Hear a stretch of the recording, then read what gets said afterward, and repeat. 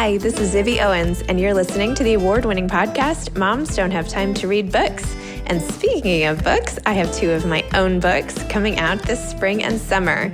Princess Charming is a picture book, which debuts on April 19th, and Bookends, a memoir of love, loss, and literature, comes out on July 1st, and it is truly a labor of love. I hope you'll pre-order, order, and join me on tour as I go across the country. You can find out more at zibbyowens.com or bookendsmemoir.com.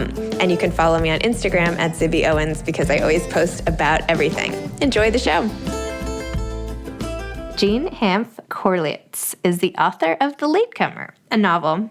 She is also the New York Times bestselling author of the novels The Plot, which was the 2021 Tonight Show Summer Reads pick, You Should Have Known, which was adapted for HBO as The Undoing by David E. Kelley and starred Nicole Kidman, Hugh Grant, and Donald Sutherland, Admission, which was adapted as the 2013 film starring Tina Fey, The Devil and Webster, The White Rose, The Sabbath Day River, and A Jury of Her Peers.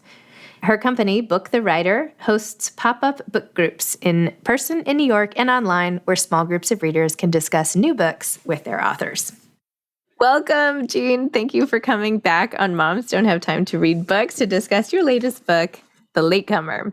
Oh my gosh, I have that same book on my shelf right here. That's so crazy. I wonder how that even happened. It's amazing. Maybe it's a weird, advanced computer thing. It's a nice cover though, isn't it? I love the cover. I love it. And now that you have read the book, you understand what the cover means, that it's... Are these test tubes? Those are test tubes, right? Oh my gosh, and so cool. We have 3 somewhat mature, I don't know how emotionally mature they are, flowers. And then we have a little latecomer poking her head up there. And they represent the triplets in the novel and their sibling born 18 years later, after 18 years of undignified freezing in a strip mall in Connecticut. Oh my gosh. Tragic touch for any New Yorker to have to cool your heels, very cool your heels in a strip mall in Connecticut. Yeah. Don't you wonder, is she always cold? He always cold? Whatever, I think about that all the time. Right. If you have been in deep freeze for many, many years and you are born, are you always cold? Yeah. Do you feel cold all the time? It was maybe one of the very few things I never got around to addressing. Everything else is in this book.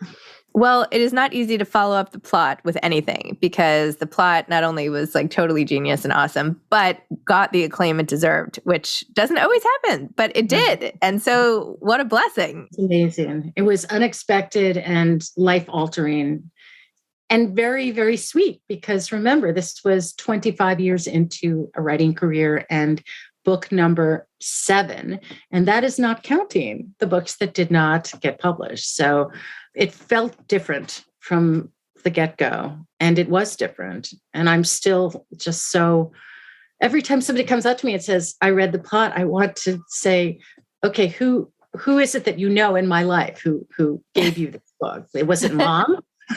Was it my editor? Was it my agent? Was it my friends? No, they're total strangers. And they read the book and it's just wonderful. Oh my gosh. How is it life-changing? How did it change your life? I mean, I might imagine that a writer of 7 novels, 2 of which had been made into film or television things, might... Wait, you are downplaying that a lot. They were not just film or television things. Explain what they were in case people don't. Admission, I'm sitting next to all my books here. Admission was made into this, which was a very, very sweet film. She's holding it up with Paul Rudd and Tina Fey. Paul Rudd and Tina Fey. Admission. Tina Fey played the protagonist, who is a Princeton admissions officer. And the other one was this little ditty. Sorry, I'm trying to get the light called off. The Undoing, the HBO show with Nicole Kidman. That was all the rage. What was it, 2 years ago, last year? Although, I mean, I think if you were doing a Venn diagram of You Should Have Known, the novel that I wrote, and The Undoing, there would be a modest overlap in whatever. But you would think that with those great experiences that my work would have been, if not widely known, then, narrowly known, But that really wasn't the case. And I have been extremely fortunate to have a wonderful editor and a wonderful agent who really have stood on either side of me and propped me up for many books and believed in me. And I think it's been a wonderful experience for all three of us to have this happen. But everything felt different with this book. It was being extremely well published. It was being enjoyed. It was being talked about. And it's just kind of continued to percolate along for an entire year now. And here we are coming up to the paperback publication in just a few weeks. And I feel like the book is still selling. So it's been a wonderful experience. And the Late Show recognition. I mean, that was just a cherry on Sunday. I mean, it was an honor just to be nominated. It was one of 6 books that were finalists for the Jimmy Fallon Summer Reads thing. And when I saw the other 5 books, I thought, okay, honored just to be nominated. They are great books. Most of them I'd read and admired, Crying in H Mart and gosh, the other, the final revival of Opal and Neb, a wonderful book. And I really wasn't expecting to win. And I got a call from my editor. I was on vacation on an island in Lake Michigan that I'd always wanted to visit. And I just couldn't believe the whole thing was just completely surreal. And then what you saw or perhaps didn't see on the Late Show was me not eating for 4 days because I was so nervous. But the plus was I could fit into my best skirt. So it all worked out well. And after it was over, I think I went immediately for the cookies in the green room and just like stuffed them. It was quite a visceral experience. Wow. So that's why I was even more surprised when The Latecomer showed up so quickly after The Plot, and not like something you just whipped out overnight. Like No. Oh, no. So did you write this before? Like, tell me what happened. Right. So, well, The Latecomer and The Plot are such different novels, very different novels. In fact, they probably represent the two opposite poles of my writing life, the more kind of thriller, plot driven, and the more kind of contemplative, literary, observant novel. And yet in my brain, they're completely enmeshed because I wrote and rewrote The Latecomer before the pandemic. And it was not where it needed to be. And I wasn't sure why. I just kept banging my head against the wall and trying to figure out what the problem was, what the solution was. And it was during a meeting with my editor in which she was explaining to me why she wasn't ready to buy the book again, that I told her this other idea that I had, which was about a kind of washed up novelist who's teaching in some horrible kind of low residency MFA program. And he has this terrible student who has a brilliant idea. And then the student dies, leaving the idea unclaimed. And she got very excited about this idea. And she said to me, put down this book that you are struggling with. Just walk away for a little while. And why don't you write this other thing? When the pandemic began, that is just what I did. I wrote The Plot in 4 months, which is stupid. And I do not recommend that to anybody. In fact, I don't recommend that you read a novel written in 4 months, because it's probably not going to be very good. But everything just came pouring out with The Plot, quite the opposite of what I was dealing with this novel. And after it was finished, a few months later, I picked up the manuscript and the skies opened up. I could see it. I could see what the problem was. I could see what the solution to the problem was. And then I did have to rewrite it a few more times. But it was that change of focus and that break and maybe the palate cleanser of a world-altering global event, who knows, that allowed me to see it again. And once I saw it, I could write the story that I wanted to write. So, and then ironically, it became The Latecomer. It took this book so long that it was almost like being this last child in this family that I'm writing about, the child that kind of comes out finally and and has to evaluate, who she is and who these people in her family are and what she's going to do about them. So, I mean, it was a case of the book kind of becoming itself. Wow. I love the idea of the pandemic being just a palate cleanser. If only. With heavy irony, I was at one of your salons literally that week, and I was super scared, and I know you were, because we talked about this. Yeah. And here we are still on Zoom, although my building here on the Upper West Side has gone to mask optional. So let's hope that's a tick in the right direction. Well, you should have actually just come here. I almost suggested it. I wish you had done that. That would have been so much better. Oh, okay. Well, next time. Next time. If I ever write another book, I think I need to take a little break now. Okay, so let's talk about The Latecomer, which I immediately got invested. There are some books where it takes a little while to get into it, right? But from the way you write and the way you develop these characters, immediately I'm like, I am in. I want to know what happens. I want to know every little thing. And you have so many details. I mean, I love the New York angle and the son at, going to collegiate and all these little references and the Hampton, I just love all these insidery New York, not so insidery, but how you depicted this world and that we all got to come right in. And then the way that you developed the novel starts, there's a horrible thing that happens and it spins off for the rest of the book. And I'll let you describe the overall plot, but because of this event, you are immediately hooked, but it's the writing and it's the way each character, and you just keep wanting to see this one character crack, right? You just keep waiting, sort of like the woman he ends up with, what's going to happen?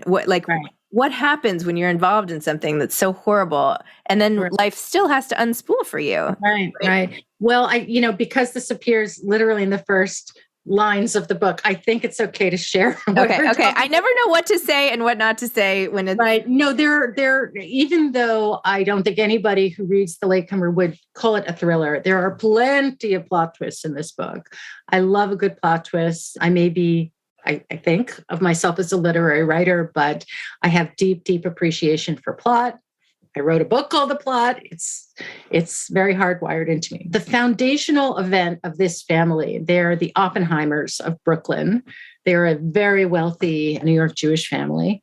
They're also descended from a real person, Joseph Oppenheimer, whose story was manipulated by Goebbels in the Third Reich as a character he named Yud Zeus and made a propaganda film about.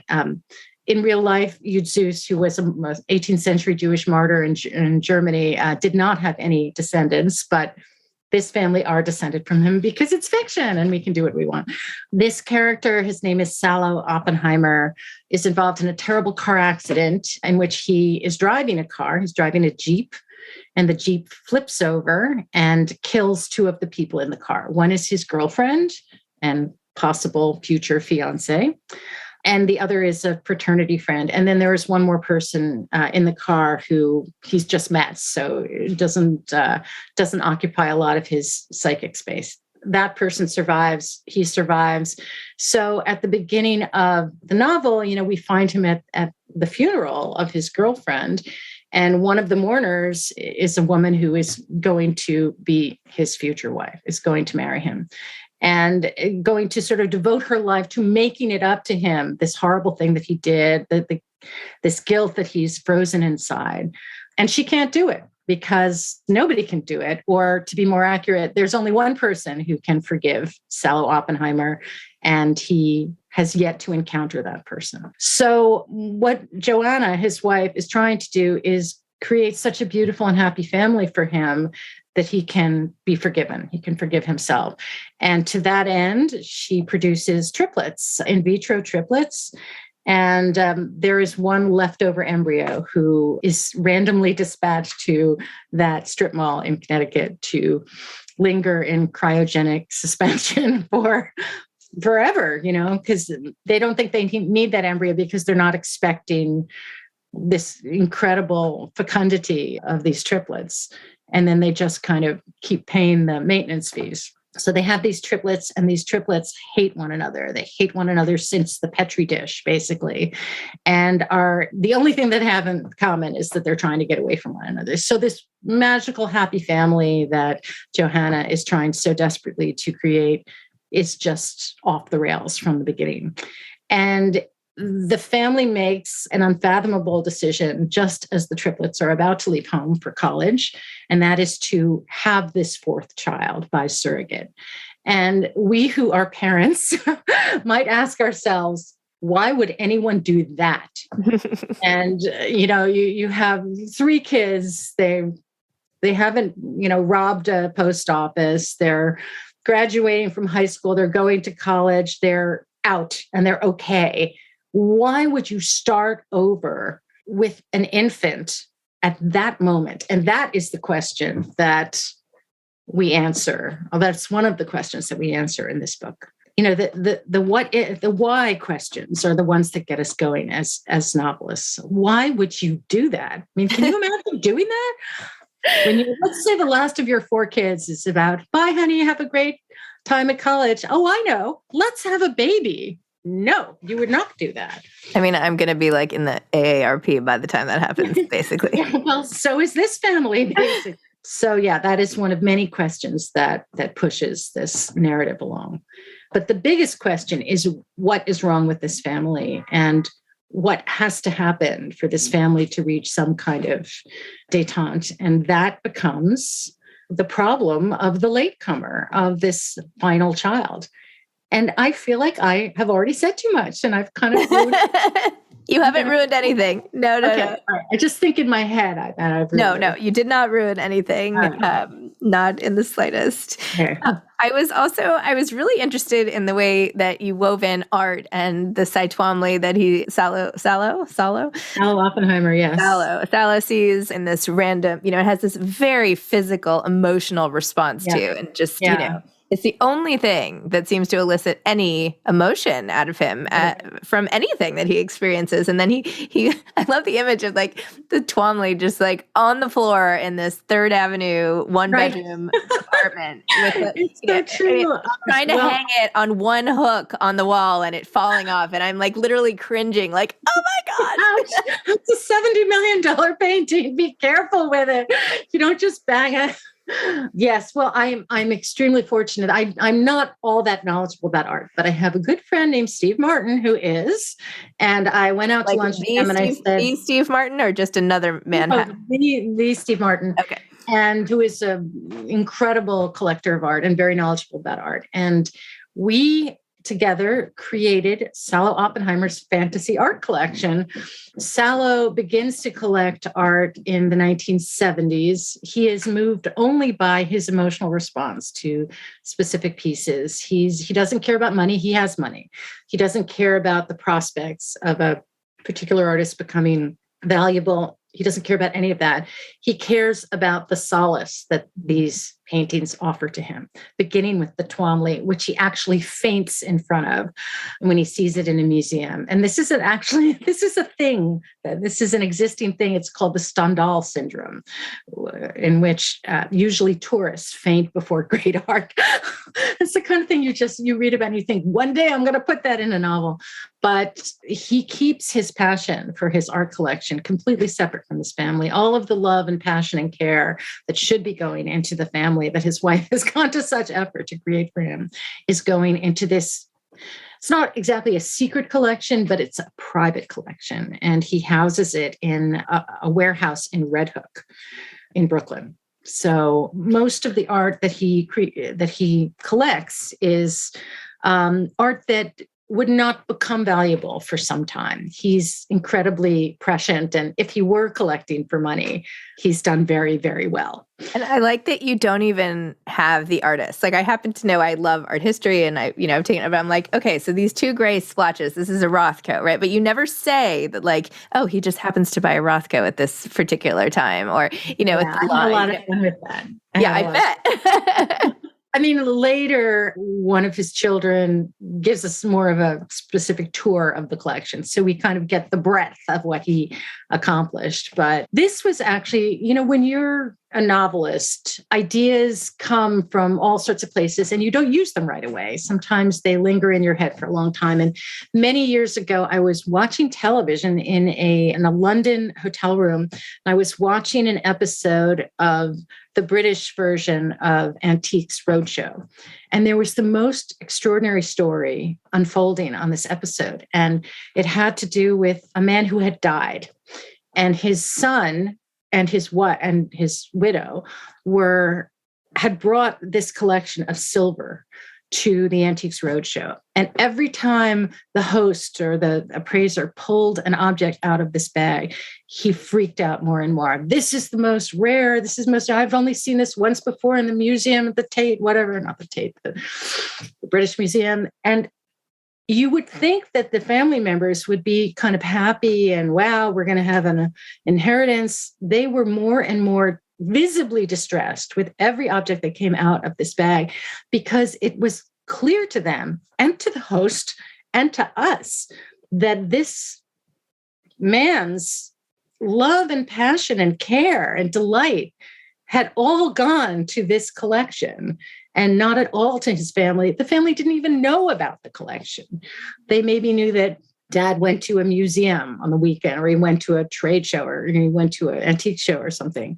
But this, they had no idea. And it was the most fascinating family dynamic. And years later, I went to that memory for this man and his art. The idea that he's assembling a world-class collection of 20th century painters in a warehouse in Red Hook while his family languishes without his attention is just, unbearable, really. So that's where that came from. Oh my gosh. It's so funny.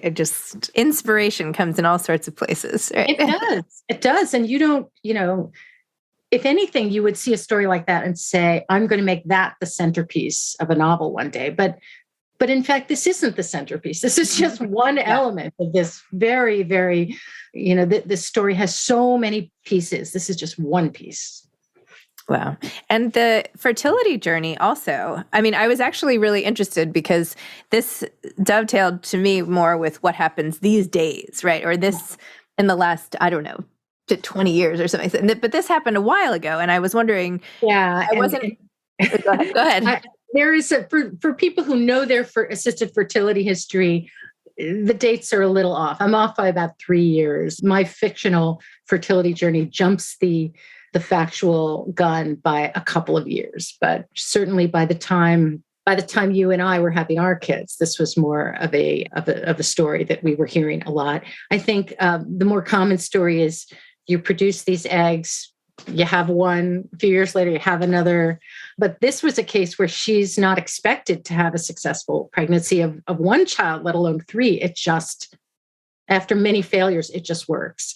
So because one is superstitious about these things, you keep paying the maintenance fees. I every year I write a check for my 22-year-old son's umbilical cord blood.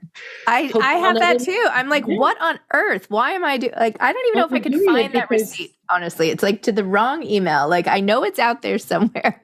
Yeah. Do people even still talk about that? That was such a big deal before. Cord blood banking. Well, yeah, but there's a superstition about it. There's a Greek myth about a baby who's born and the mother hears some supernatural creature say, it's too bad that when that log is finished burning up, that baby is going to die. So she snatches the log out of the fire and saves it until many years later, she's really mad at him for something and she throws it back on the fire and he dies. Oh my gosh. It's true. I love that story. So, yeah. You never know where the ideas are going to come from. Wow. I also feel like there's a lot of, Johanna is very ashamed of her family in relationship to this other family. And you have this one scene where I think they ran to his family's apartment to grab something. And she's wandering around looking at mayonnaise and, it's dawning on her what she's gotten herself into basically. And that sort of culture shock, if you will, or just like this whole new world that has opened up for her that she doesn't even really quite know how to deal with, which I feel like many people, not in this particular way with, grandmaster art and all of the rest, but many people find themselves in a new family situation with the person they're marrying. And they're like, okay, this is a whole new world. How do I navigate this? Which is interesting. Joanna's from New Jersey, and her father is the accountant at the Lawrenceville School. So she is used to one version of American prosperity, and that is not what she's looking at in her fiance. So by the time she kind of figures it all out, it's a moot issue, because apart from these paintings, which aren't costing a lot of money in the 70s and 80s, they're kind of frugal people. They don't splash out a lot. So when she sees a Manet in her in-law, she's like, could that be a fake? No, that's not a fake. That's the reason. I wish you would do like a slide. Maybe you already did this and I just didn't even see it anywhere or whatever, but like the art collection piece of it. And then I'll stop talking about the art, but it would be neat to see as a slideshow, right? Like put it on the website. I was just asked to do a list of the paintings, which was a lot of fun. Yeah, I did that. But of course, it's an important moment in the story that Salo steps out of his usual art collection to collect the work of one particular outsider artist. And that is a real artist named Achilles Rizzoli, who I revere, who has really not gotten a lot of attention, although he emerged at the beginning of outsider art, but his star has really not risen in the way that I thought it should have. So this is a real artist whose life and work I appropriated for my novel, because it's fiction. And Salo acquires this entire collection of this real artist's work, and then it mysteriously disappears. And what happens to that is a very important part of the story. So we'll just leave that with a ... We'll just dangle that there. Amazing. I feel like everything, what are the updates on film stuff with this and with the plot and everything else? Are there any more? Yeah, well, The Latecomer will be a television series, and that's pretty much all I know. It's going to be produced by two producers. One is Bruna Papandrea, who is part of the team that did The Undoing. She's also produced Big Little Lies and 9 Perfect Strangers, 9 or 10 Perfect Strangers, and also Jessica Knoll's book, The Luckiest Girl Alive, which I'm very excited to see, and a lot of other stuff. And the other producer is a woman named Kristen Campo, who will be producing the plot. So there's more to say about the plot. It's been announced that the protagonist of the plot, Jake, is going to be played by Mahershala Ali. And that will not start filming until next year. So that's all we got right now. It's going to be at Hulu, that I know. So incredibly exciting. And I'm hoping to be part of the writing team for the plot, which is going to be an adventure. I've never written for screen before, so I expect to learn a lot. Amazing. Jean, this is so exciting. I mean, like we met a couple of years ago and you're like, I've been working on these things and these have been films, and you're just so like humble and just so self-deprecating. It's just so nice that all these things are happening for you. My mother saying, don't do that. No, it's so great. And you still have your Book the Writer series where you're promoting other authors, which is so wonderful. That's great literary citizenship. So I don't know. I'm so excited for you, and I'm excited for The Latecomer. I love writers. Some of my best friends are writers. And this crazy thing that we do, sit in a room in our pajamas and put words on the page in the kind of weird expectation that somebody will read them one day. Somebody will take their precious time to open a book that we wrote and sit with it. It's a lot to ask of the universe for somebody to spend their time, with your words. And it's just it's an incredibly generous act when people do that.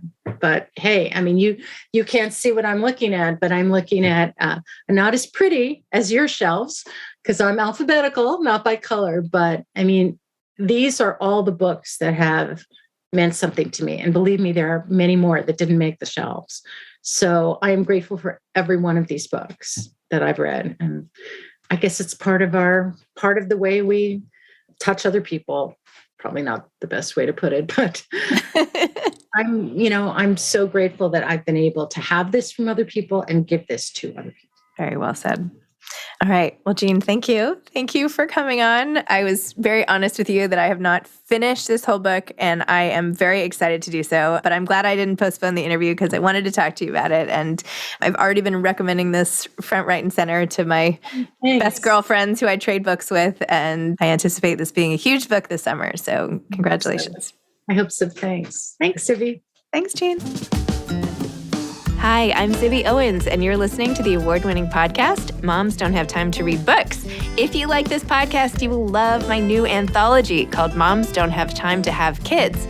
Check it out, and you'll hear from 49 authors about all sorts of things moms don't have time to do. All the authors have been on this podcast. Also, check out my TikTok, @with Zibby and Tracy, my other podcast, Sex Talk with Zibby and Tracy. Check out Moms Don't Have Time to Write on Medium. And of course, my new publishing company called Zibby Books. And now back to our daily author interview site and a quick hello from some of my kids. Hi. Hi. Hello. Enjoy the show.